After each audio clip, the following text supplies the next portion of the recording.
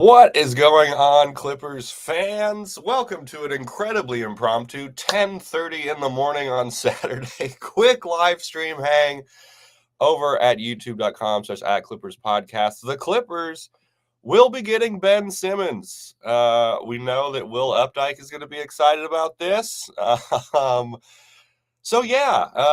Simmons will be a Clipper. It happened pretty quickly. Usually these things can sometimes take a little bit longer to kind of uh, happen, I guess. The Clippers do get Ben Simmons. Good morning. I was going to go do some shit, and then this happened. So why not? I'm going to drink this LaCroix. We're going to talk about it.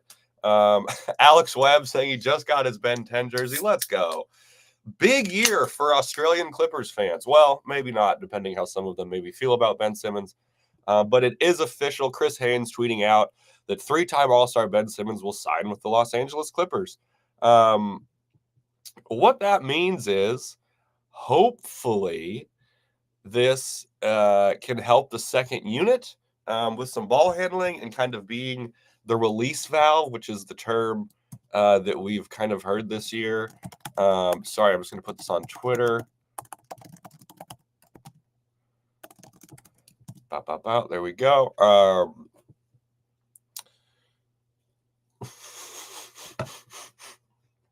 Okay, Jeremy, you got me on that one. That's a good bit. We've been missing that mentally weak all-star player since Paul George left.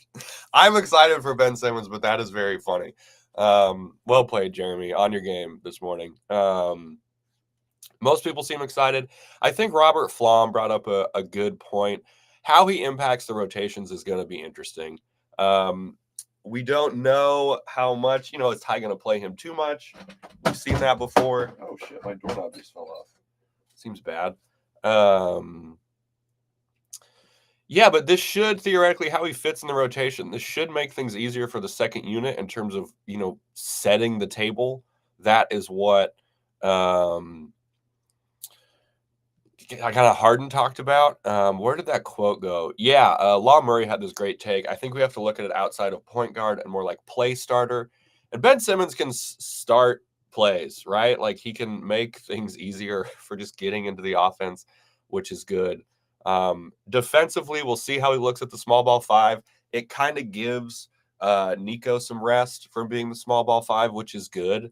So there was the tweet from Chris Haynes. It's going to be interesting. We'll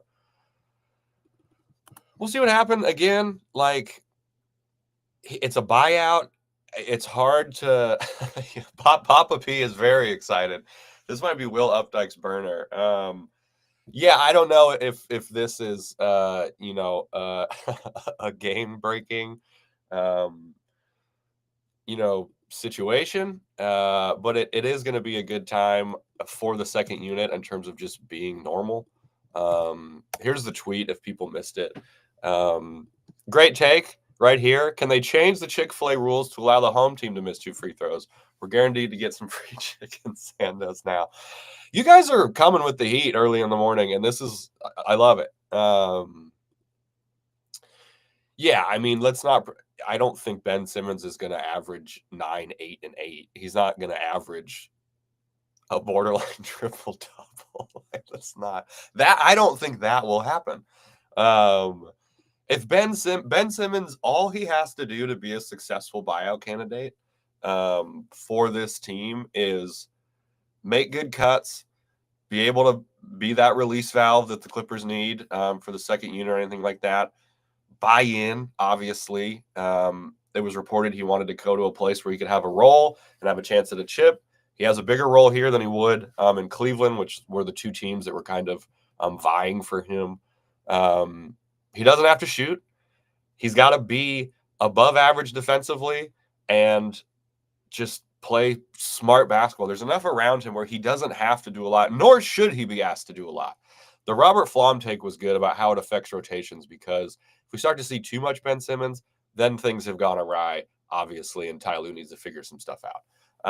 But ideally, he's just kind of there to move the ball, play good defense, and cut when he's supposed to cut. That's all he's going to be asked to do. And hopefully it works. And the Nets were bad. I admittedly didn't watch a lot of Nets basketball. I have much better things to do, like watch Clippers basketball. A lot of people asking, how is he in transition play on offense and defense? It's like the ability is there. We've kind of seen it. We just, again, the motivation thing is very key. I think people talking about that is fair, right? We got to see what it looks like in the minutes that he's getting. With the addition of Bogey, we really only need assists and rebounds from him. Yeah, I like that only is in quotes from Callie here. Yeah, only needing assists and rebound. That's still, big lifts, but he's got to be able to set the table. Not even necessarily rack up assist numbers. Just get guys in spots where they're supposed to be. The Patty Mills thing is nice. There is a connection there. Is he even healthy? Yes, he is healthy, but the Ben Simmons version of healthy, as we know, can be a little murky, right? I think that's a fair question. We hope that he's healthy and good to go. But yeah, he should be able to guard some bigger guys that the Clippers kind of have trouble with. Should be able to set the table a little bit easier. But and it's no risk. This is a buyout. Yeah, so now we get into situations where, like, the issue with Simmons is he's obviously a non-shooter. So we got to watch for the rotations where there's hopefully only two non-shooters out there. This point by Nick McAllister saying Dunn and Simmons can't be on the floor together. You're right. It has to be Dunn, Simmons, and then James Harden, Norm Powell, and Kawhi, because there needs to be some kind of shooting, but this is something to watch for, is the rotations. He can't be out there with Zoo. He can't be out there with Chris Dunn. That is kind of it, I think. Not that that's insignificant, but we can't have multiple non-shooters on the floor. This is something to watch for. If we want to know how the Ben Simmons thing is going, let's watch what lineups he's put in. Let's hope he's put in a position to succeed. You know what I mean? With the lineups, we've seen Ty Lue put out some lineups where, like, no one could succeed, especially if you're a non-shooter. So let's hope that Ben Simmons is put into lineups where he can be successful and kind of be that chaos guy in the middle, right? That small ball five who's running around, just making things difficult for the other team on defense, cutting to the rim, and stuff like that on offense. But totally agree, Nick. We have to watch what the lineups look like with him in terms of shooting. That is kind of the number one thing to look out for. Simmons, Norms, Coffee, Derek Jones Jr., Batum would be interesting. It would be interesting. Ball pressure stuff gets a little difficult here. So we'll see. Jeremy Mormon asking, do you think we promised him a contract next year? I don't think that. I don't really know why I think that, but I think he just gets more playing time. And if he plays well here and the Clippers overperform, he can get a bigger contract from somewhere else. So I think he probably came here because he was told he'd have a role. I don't know if he was promised. I don't think they promised him a contract, but they definitely were like, you're going to have some time here. So yeah, I think that definitely happened. Yeah, exactly. Dunn, Ben, and Zoo should not be in at any time unless you pair a shooter for each lineup. Yeah, we can't fall into this trap of playing a small ball lineup that has two non-shooters on it. That is when things have gone poorly. Bob asking if Jordan Miller gets more minutes. I don't know. They just brought in Beauchamp, who, shout out Seattle, who is, hold on, where was the tweet? Someone was breaking down kind of the difference between Jordan Miller and Beauchamp. Oh, the transaction cannot be completed until Monday at earliest due to waivers. So there we go. So that's interesting. All right, where did that comparison go? Yeah, so Beauchamp, he's 6'7", 200. Miller is 6'5", 194.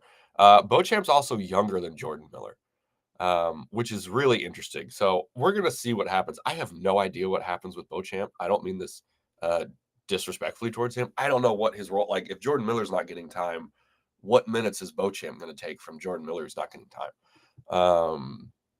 Thank you, Guy. Yeah, we've seen it. We've seen it a lot.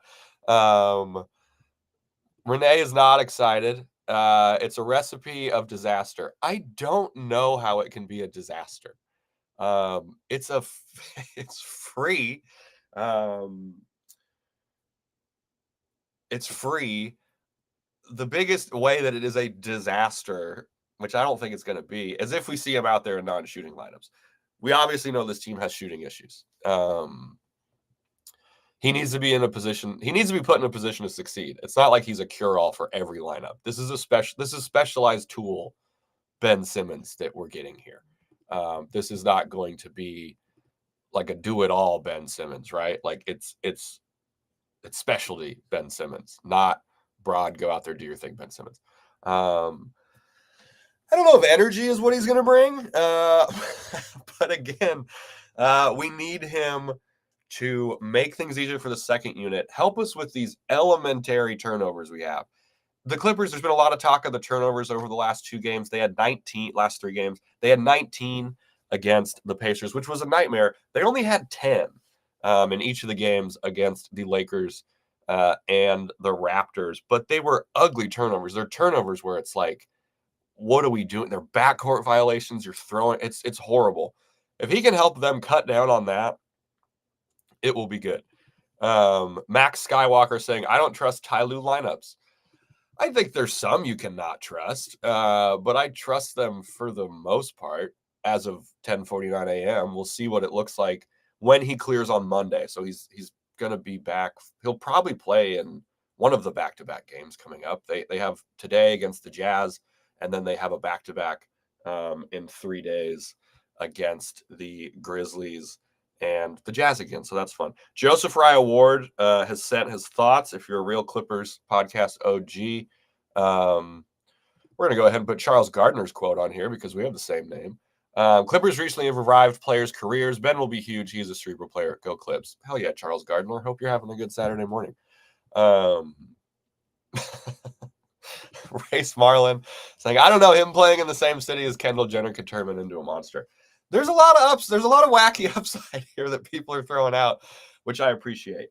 Joseph Raya Ward saying he has the potential to be exactly what we need with the downside of someone who never sees the floor. I'm hoping we get motivational Ty with him, not punishment Ty, which I think is fair.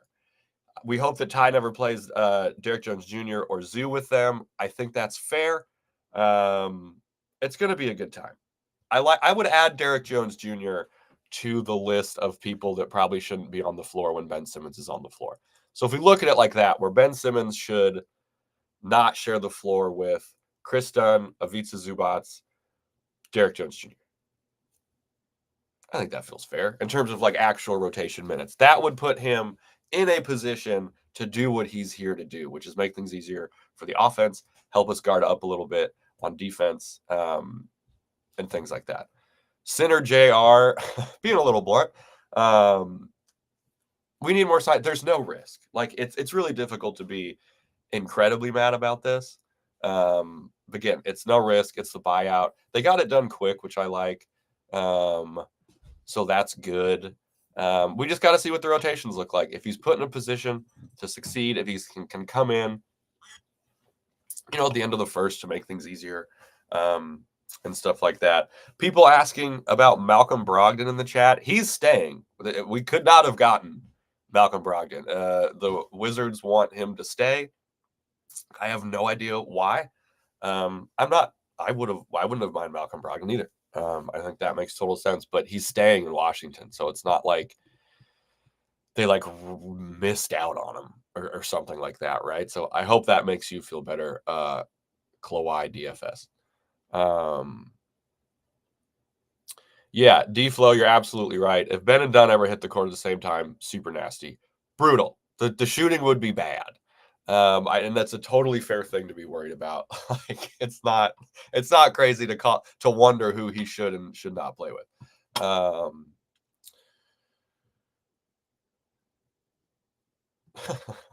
Max. On another note, what the hell has been going on with Kawhi the last few games? He just looks fatigued. He looks like a guy who's coming back who's tired. It's shitty. I'm not going to say that it looks good. The defense against the Lakers was rough. But hopefully he's getting out of that soon. But he has looked a little more human. Perfect game for him to get right against the Jazz tonight, right? Let's hope that can happen. But let's hope it looks better. He needs the rest. All the guys need a rest. It's been bad. They've looked like a tired team. But yeah, Ben Simmons will be a Clipper most likely on Monday. That is when the thing can be transaction due to the waivers. Someone did point out though that Bogdan's going to have to change his number though, because I think Bogdan picks 10. We got drama already with the new signings, right? Bogdan versus Ben Simmons for the number 10. Maybe they'll play for it. But I feel pretty good about, yes, Jamel Wood. Is this going on pod? Yeah, I'm going to put this out as audio in like 4 minutes. It's my Saturday and I'm going to the game later, so I can only talk about this that much longer. But this will be on the podcast. And if you're listening to this later and you want to hang out, check out youtube.com/@ClippersPodcast. It's a very fun time. Jimmy G, just limit the damn turnovers. That's kind of where I'm at. If Ben Simmons can come in, be put into a position with a bench lineup where they're shooting around him and there's not two non-shooters, just limit the turnovers, play okay plus good to plus defense, and it will be a good signing. Again, it's free, people. As Center JR is saying, excuse me, it is free. It's free real estate, as some would say. So we probably will see Hacka Ben, but like, I mean, he's not going to be in. I don't know. We got to see what's going to happen. The rotations are going to be important. We'll probably get Hacka Ben, but like, it's again, this is where we got to watch Ty Lue with how much he plays him. If teams do this, I don't think Hacka Ben is going to be a huge problem for this team. Like, I just don't. People are reposting the hilarious clip of Cowherd saying, "Hey, LeBron, Ben Simmons is here. We're all good." That's a great point by Andy. Norm Bogey and Eubanks can combine for $41 million expiring salary next season. That could bring in some disgruntled stars. Yeah, let's bring in disgruntled stars. I don't know what's going to happen next season. Ben Simmons is a Clipper. Well, he will be on Monday because that's how things clear. Let's hope it goes okay. Really watch for what rotations he's put into. We don't want him out there with non-shooters or one other non-shooter. That cannot happen. That will be bad for the Clippers. But there's obviously a path for him to help impact this team. It was free. Let's hope it works out. Let's also hope that the Clippers beat the damn Jazz tonight. If you see Adam or Will and I at the game, say what's up. We should be there. Might be hooping out front before, so who knows. Thanks for hanging out. I have things I was going to go do. Let's hope there's more good news, I guess. We'll do a live if there is. Have a good rest of your weekend. And let's go Clips. We need this win tonight. Let's beat the Jazz. It always feels good.